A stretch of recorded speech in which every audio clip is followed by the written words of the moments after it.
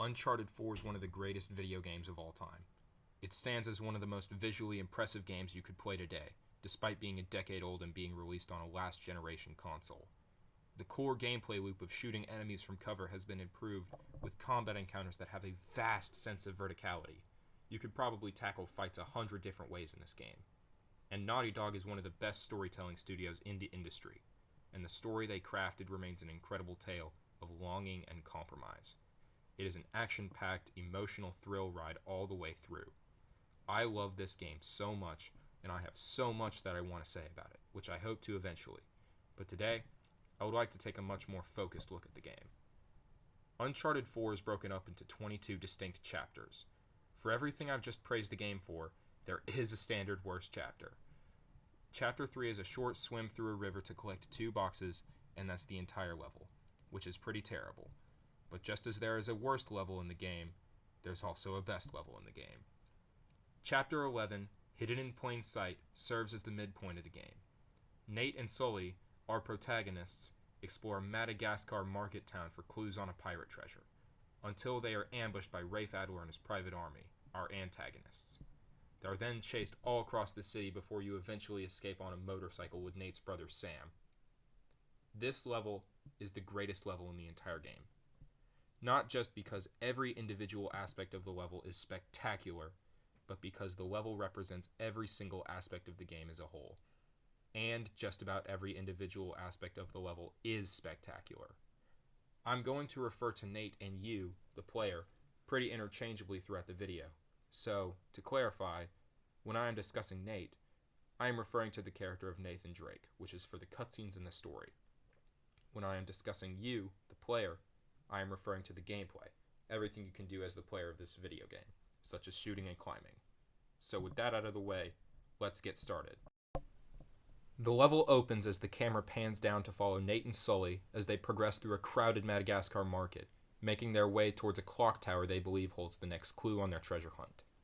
The door to the clock tower is locked, so you have to do some light platforming to get inside through a broken window to the side. Nothing seems particularly out of the ordinary, but as you and Sully walk through the inner doors of the clock tower, the game reveals the sheer scale of the clock tower to you. This place is absolutely huge, decorated with pirate iconography throughout. There are 4 locks in the middle of the room, and 4 statues representing the zodiac signs Scorpio, Aquarius, Leo, and Taurus. All of this is a setup for the first major set piece of the level. You need to scale the clock tower and ring 4 bells, each of which represents one of the previously mentioned zodiac signs in the order they appeared. The 2 key differences that set this sequence and every other climbing sequence in the game apart are the moving clock pieces and the non-linear path you need to take to ring all of the bells. The moving clock pieces really sell the spectacle of the entire scene. It's a sharp, yet welcome visual contrast from the much more natural cliff sides or man-made terraces which you climb on throughout the rest of the game. The audio design is on point throughout, as you hear the clanking of the gears, the creaking of the wood, the hollow thud of a big landing onto a wooden platform. And the movement of the pieces themselves is interesting. It's not necessarily challenging, but it forces you to keep in mind an element of timing into your movements that no other climbing sequence presents. The order the bells need to be rung in is different from the order you'll reach them, and if you ring a bell out of order, you have to restart the order. It's not necessarily challenging, but you need to figure out the right order to ring each of the bells, and then you need to maneuver through the inner workings of the clock to ring the bells in that order. A puzzle integrated into a major climbing sequence like this doesn't happen anywhere else in the game, and it sets the sequence apart from other climbing sequences in a very interesting way. After you ring the 4th bell, the locks all recede, but nothing else happens. Nate remarks that the answer might lie in ringing the bell at the very top of the clock tower. So as you progress to, and eventually reach the exterior of the clock tower, the camera pans back and re-emphasizes the sheer scale of this thing, by presenting the entire market town as a miniature diorama in the distance from your vantage point. The mechanism used to ring the bell at the top breaks, so Nate jumps out and rings it himself, which causes the inner workings of the tower to begin collapsing. It's a short yet intense scene, which requires you to perform some climbing and use the grappling hook on a dime in order to not fall to your death. This part also represents the terrible yet life-saving luck that Nate maintains throughout the entire series. The collapse of the tower has revealed a secret inner chamber within the clock tower, which Nate and Sully descend into to discover an odd mechanism. There are 2 symbols with star icons on them, and you have to rotate the symbol so that the star icons match together, which begins a series of puzzles. You have to go into 3 rooms and analyze different paintings of the pirates whose treasure you are hunting, recording the same star icons which were on the initial 2 symbols. After recording these icons, you then turn to your journal and have to rotate them in the same manner as the initial 2 symbols. It's a fun puzzle, and the last room poses a moderate challenge with some of the symbols being identified, adding new levels and complexity to the puzzle. While it's not necessarily a standout puzzle from the entire game, it still represents that puzzle-solving aspect which is so integral to Uncharted's identity. Nate and Sully find a set of clues which direct them towards an island off the coast of Madagascar. They record the clues and forward them to Sam, but as they leave the chamber, they receive a call from Rafe Adler, who has hacked their phones and is closing in on their locations. It's worth noting that Rafe offers Nate the opportunity to completely walk away from the treasure hunt, to which Nate disregards entirely, before rushing out to meet Rafe's private army. This will be relevant later. As Nate and Sully exit the clock tower, we see an explosion in the distance at a clock tower which Sam was investigating. A nice touch is that you actually see the explosion before you hear it, really emphasizing the distance between you and Sam, and thus creating an additional sense of urgency. You make your way through the crowded market again, this time with that added sense of urgency. Things seem okay until a gunshot rings out and we have to move into a combat encounter. You have to keep moving forward through the deserted market, fighting off goons as you go. This combat encounter is probably the weakest part of the level, but not because it's necessarily bad, more so because it's very traditional in its design and doesn't offer anything groundbreaking. There is a truck with a machine gun mount that provides constant pressure, but other levels have snipers and machine guns which apply similar pressure, so it's not that unique. Thankfully, it's a very brief encounter and we get to move into the better parts of the level very quickly. At the end of the encounter, you reach a series of roofs overlooking the Jeep you drove in on, and as you jump towards it, the game seamlessly transitions into a driving segment. A Jeep section that's directly off of the heels of combat like this never happens in the rest of the game, and it's a very interesting and seamless transition, both of which are able to make it stand out from the other Jeep segments of the game. This Jeep section is strikingly different from every other section in the game. As you rush through the streets and alleys of the town, blasting street markets and clotheslines, the truck reappears, forcing you to change up your routing on the spot. Weaving between routes on the fly can be challenging, but the Jeep controls very well so it never feels clunky or frustrating. Every route you can take does funnel you towards the goal, so the exact path you take doesn't matter too much, but it's still a very fun twist on the gameplay of the Jeep. This process continues until you catch up with Sam on his motorcycle as he is being chased by the private army. This is the only time you get to have a legitimate car chase in the game, which drastically improves the driving experience. Every other time that you have to play with the Jeep, it is merely a tool to get you from one point to another, and there's no real reason that the Jeep has to be there except to emphasize the scale of the journey you're going on. This time, though, the driving is the fun part of the gameplay. Being hunted down by the truck in the Jeep as an exhilarating layer to the gameplay loop, and it's so fun that it makes it one of the best parts of the game, and easily the best Jeep sequence in the entire game. The convoy you are following is going over a bridge, so Nate makes the split-second decision to jump out of the Jeep and throw his grappling hook at a crane hanging off of one of the large trucks. As you dangle from the crane, you have to avoid slamming into the post of the bridge, which kill you instantly.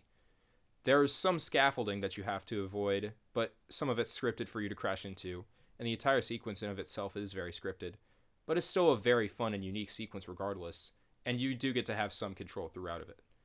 Being able to use the grapple hook in an intense sequence like this, rather than just doing platforming, you can probably see where I'm going with this, never happens in the rest of the game, and it's one of the best uses of the grappling hook.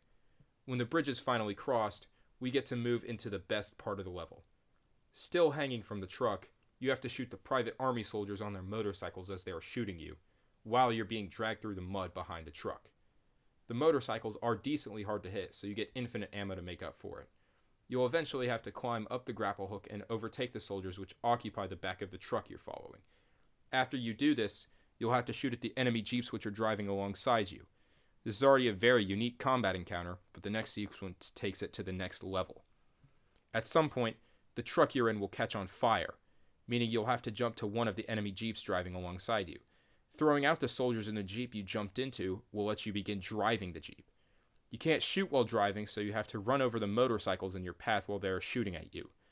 The Jeep will catch on fire at some point, so you're going to have to jump to another Jeep or the second truck with your grappling hook.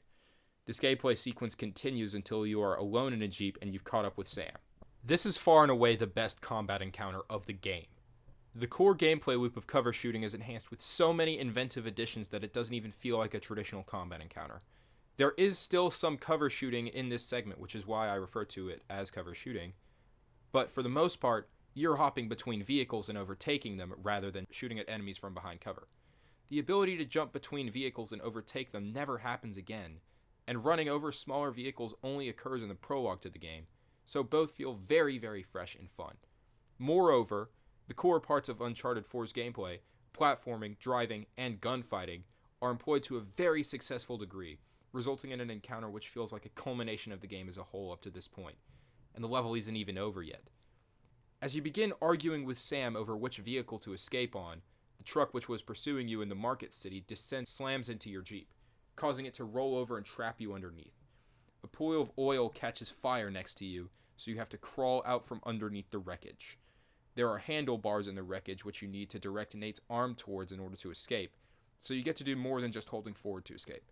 Being able to have direct agency with Nate crawling out of the Jeep is a great touch, considering the amount of times that you have to just hold forward while walking through environments in this game. So an added twist on this in any form is greatly appreciated, and makes the level that much better. The truck which slammed into you appears, but while it's repositioning itself after crashing into a warehouse, Sam pulls up on its motorcycle. You're able to barely escape before the truck gives chase, and at this point we've entered the final set piece of the level. Sam hands you his gun, and you have to unload as many bullets as you can into the truck while it chases you through a shipyard. The truck begins to fall apart and starts catching fire as you shoot at it, which gives a sense of the damage you're doing to it, before it finally explodes and flips over behind you. This set piece is largely mindless, but it's amazingly fun and provides a great sense of closure to the private army, which has chased you down throughout this market. And it also represents the exhilarating set pieces of the series in a similar vein as Nate falling down the clock tower. The way the camera's angled can be seen as a reference to Crash Bandicoot, which is a callback to the game we get to play earlier in the game, with Elena, Nate's wife, who will also become relevant later.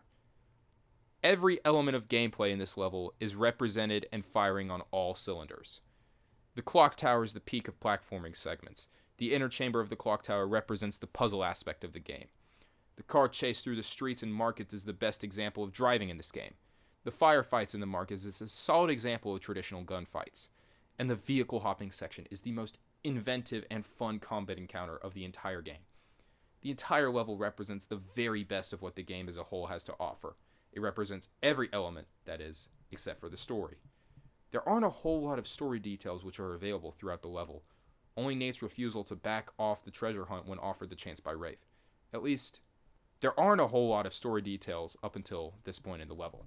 As Nate and Sam tool into their motel, we reunite with Sully, who is waiting outside by the Jeep. The Drake brothers are gushing about a pirate utopia called Libertalia, which Sam explains to Sully and, by extension, the audience.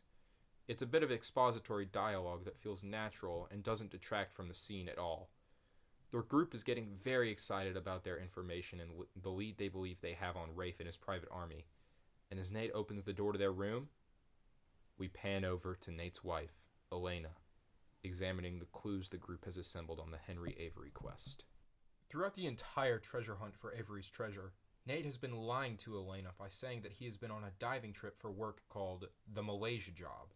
This is a real job which Nate has been refusing to take, refusing to give into the call to adventure that has been tormenting him internally. But when Sam appears for the first time after being presumed dead for 15 years, claiming that a drug cartel has given him 6 months to find Avery's treasure, Nate drops everything to pursue this treasure, telling Elena that the Malaysia job has just been approved. Nate greets Elena, who prompts him with the state of the Malaysia job, by introducing Sam to her and explaining his plight. Elena cannot believe any of what Nate is saying, but after he is finished, she questions the existence of the Malaysia job in the first place. His indifferent answer appears as a no to her, and she fills with her wedding ring, representative of the foundations of their marriage crumbling apart. She makes for the door, but Nate stops her. She accuses him of lying, but instead of defending it, Nate justifies it, saying, I knew you would react this way, which deeply hurts Elena. Nate tries one more time to explain himself to Elena, saying, this is about protecting Sam. I don't even care about the treasure. But Elena knows Nate, and she knows that this is a lie he is desperately trying to convince himself of. She encourages him to stop lying to himself about the nature of this adventure, and walks out with tears in her eyes. Nate, on the other hand, appears flustered, and heads back to start preparing for the departure of the group toward their next destination. But Sully starts telling him to go after Elena. Sully is, for all intents and purposes, Nate's adopted father. He's been with Nate for the past 3 Uncharted games, and knows that going after Elena is what's best for him. So he is desperately trying to stop him from continuing on this obsessive journey which will destroy his marriage. Nate shrugs this off, saying that Sam's time is limited. Sully suggests that there are other ways to save Sam, but Nate continues to refute these ideas. Finally, Sully offers to continue on this quest for Sam, and for Nate to go after Elena. But Nate has had enough, and at this point he cannot possibly fathom halting the adventure now. He lashes out, calling Sully Sullivan, his full name, which he never does, and yells at him to go watch over Elena while he and Sam continue on the treasure hunt. This entire scene, aside from continuing to represent the game as a whole by showing off the astounding performances that the actors are able to put on, is the culmination of Nate's obsession with adventure. That offer from Rafe I told you to remember, it was played for a joke at the moment, but it was the first time Nate doubled down on this treasure hunt, knowing that he could return to his normal life. But when that normal life shows up and confronts him about his deceit, he doesn't defend himself. He doubles down again and pushes her away. And it's revealed in the cutscene at the start of the next level that Nate fully believes Elena is gone forever. He fully believes that he pushed her away one too many times and she's not coming back. But he still presses on. When the next level starts, as we transition from the dark, dimly lit motel room to the bright and sunny boating trip, the music remains somber, subtly showing the audience that Nate fully understands the consequences of his actions the previous night. Yet he continues on this treasure hunt, and it carries through the tone between the scenes. And when Sully tries talking to him and suggesting other solutions, Nate has given up just about everything. So the thought of anything standing in his way is unfathomable, and he pushes Sully out of his way too. He tells himself that, I'm doing this for Sam. I don't care about the treasure. But it's just another lie. A lie he can't convince himself of, regardless of how many times he says it out loud or says it to himself. Moreover, this entire level is paced perfectly to build up to this confrontation. Both Nate and we, the audience, get to experience the euphoric highs of the clock tower set piece, the market chase, the vehicle hopping combat, the truck set piece. But as soon as it ends, we are hit with the crushing low of Elena discovering Nate's deception, leading to Elena and Sully leaving Nate. It portrays Nate's obsession with adventure as some highly addictive drug that, no matter what, he can't escape or walk away from.